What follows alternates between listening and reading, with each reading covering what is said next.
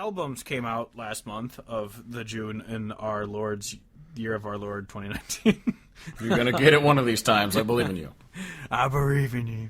But yeah, so there were 20 total albums that I thought were like, yeah, these are pretty good. And so we're going to talk about 10 that we thought were great, and then we're going to count down our 10 favorites of last month.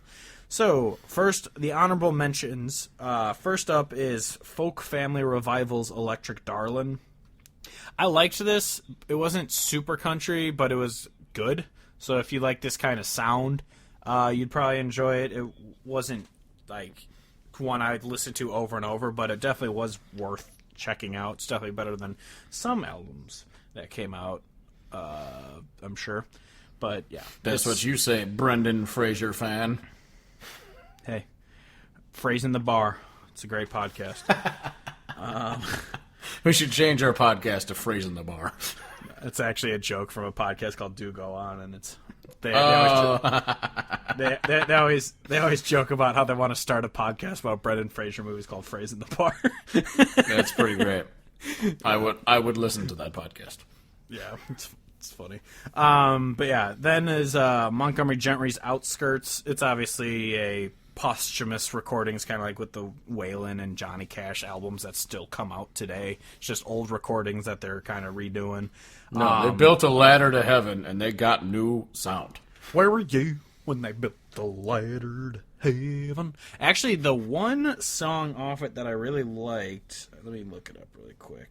It was a cover, but I really enjoyed it. Their cover of it. Boop, boop, boop, boop, boop, boop. Oh, they did a cover of "You'll Never Leave Harlan Alive," which both Brad Paisley and Sam Riggs have done.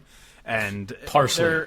I think the Paisley one is better, but I did enjoy their cover of it. And then it had a redo or recover or re-release of "The King of the World," which was from their last album. Which is a pretty good one. This one featured Steve Vai, who I think is a guitarist because it adds this really cool guitar riff to the song. But yeah, I don't know. It's worth checking out. I've always liked Montgomery Gentry, even if their last few albums weren't the best before Troy passed away. But yeah, it's worth checking out. Next is Hack and Saw Boys, a Fireproof House of Sunshine. They're very kind of bluegrassy, traditional sounding. They're really good. I think this might actually be an EP. I think it's a shorter album. I could be wrong. I don't know. I'm dumb. Yeah. And the next is Aaron Watson's Red Bandanna. This album is like 20 fucking songs long. It's a really long album. I mean, of course, there's a couple skits in it, if I remember right, or just like short in between intermission type songs.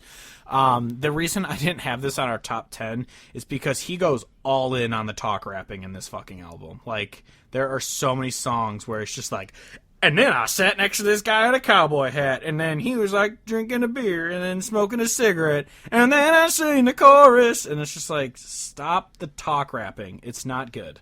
Like, he does it on a couple songs on like his older, like Fence Post. He does it where he does like the God can't say I can't even strum a D chord, and he says like he does that like throughout this album, and it's like, dude, just sing. Stop fucking talk rapping. I can't stand it.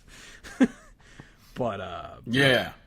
But I mean, it's still Aaron Watson. It's still country. It's just that talk rappy thing I just am not a fan of. But the album itself is still country. It's not like he went pop or anything. So yeah, I think I only listened to like a quarter of it. Yeah, he there was one song off it that I actually really did like though. I love the Ghost of Guy Clark song. That is a good one, even though it is one of those talk rappy ones. But it's not a talk rappy when it's him basically doing the Guy Clark guitar song.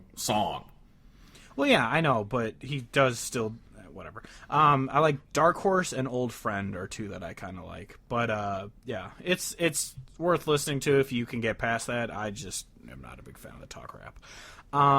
Next is Willie Nelson's Ride Me Back Home. It's a Willie album, so you know it's classic Willie. You know it's good. It's not really much else to say. He seems to be releasing a lot of fucking albums. Yeah, Am I crazy to think that he's been releasing albums at an alarming clip? I think he's been doing them annually for the past few years. If not, God, it almost feels like more. It might be more than one a year. Well, because he did that. He did the My Way, the Frank Sinatra album recently, and then I'll never complain about more Willie Nelson albums because it's Willie Nelson. But at the same time, I'm like, fuck, all of these are just running together. I can't think of any of these albums individually. It's just, all this shit that's come out in the last 5 years. That's why I didn't rank it in our top 10, because he does put them out so much, and this one didn't really have one that jumped out to me. Like, the last one had He Will Never Be Gone, and then it also had I think it might have been 2 or 3 albums ago, actually. See, that's what I'm saying! Yeah, like He'll Never Be Gone, and then also the I'm Not Dead Yet, or whatever that song is, that funny one. Still Not Dead. Yeah. Yeah, Still Not Dead. And then I think his last one, that wasn't the Frank Sinatra one, also had a song on it that I really liked. Like, they had songs that stuck out. This one was just like, it's more Willie. Like, it's not, one worth singing praises about, but it's good. It's Willie. He's not going pop, so, it's worth listening to. Next is Josh Abbott Band's Catching Fire, which is an EP. I just wasn't like, it's Josh Abbott, it's country, it was very bro country. Like, every song was just, it was like kind of that Tuesday night EP, but like less clever. Like, he has a song like Everybody Ought to Get Drunk, and it's just like, it didn't do too much for me, but it is a country album. I feel like Josh Abbott, you'd probably like it, maybe. I don't know. Next is Prophets and Outlaws' Dreamer. They're actually more soul than country. I really like their sound, but it's not like super country. It's very soul, R&B-ish kind of, like with a little twang. And they're a really cool sounding band, so I had to include that one in there. I don't know if you have anything to add about them. I have listened to like 5 songs out of everything you've listed so far. Yeah. Next is Runaway June's Blue Roses. I actually didn't listen to this until the other day. I found it, and because I know these are one of those, they're like, it's a trio of girls, and like, people, like, they're more mainstream, so when I heard that they had an album, I was like, I don't really care. But then I checked it out, and it's a very country album. That's like a contemporary-ish country, but they're good. It's not like Kelsey Ballerini, Maren Morrison, third pop woman got together and made an album. It's like, they're just 3 really talented girls who sing country music. So I know that I've heard some songs by them before. I can't think of what they are, but I know that I've heard them before. Yeah, they're kind of like a modern day Dixie Chicks type sound. They're decent. So it's definitely worth checking. It was definitely worth mentioning. Next is I had to write down that this is an honorable mention because I don't know if this is like a Shane Smith type releasing thing. Aaron Enderlin's Chapter 2, I Can Be Your Whiskey. It's called Chapter 2, and it's 3 songs. It's like a single, technically, but it's 3 songs. So I don't know if she's doing like a Shane Smith where she's releasing an album in chunks, since it's called Chapter 2. So I didn't want to include it as an album in case it comes out as an album next month or in a month or 2 or whatever. But it's 3 really good songs by Aaron Enderlin, who's fantastic, so it's definitely worth checking out. And then finally, honorable mention, this one I know you do know stuff about, is Bruce Springsteen's Western Stars. Bruce Springsteen! I'm not a giant Juice Springsteen fan, but I did listen to some songs off this one. Well, see, that's the thing. And it is good. That's the thing. I don't give a single fuck about anything Bruce Springsteen has ever recorded up until this album. Yeah. Not a single thing. Not one thing. Hey, you got to jam out to Born in the USA. Yeah, but it's a fucking protest song, and people use it as it's not a protest song, and it fucking pisses me off. It pisses me off to no end to be playing a Vietnam protest song on 4th of July and being like, yeah, Bruce loves America. It's a fucking protest song. God damn it. Next thing you're going to say is that Jingle Bells is a Christmas song, motherfucker. I'm going to murder everyone I've ever seen. What? Everyone you've ever seen?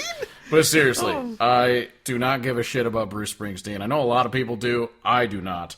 But this album came out, and it sounded like...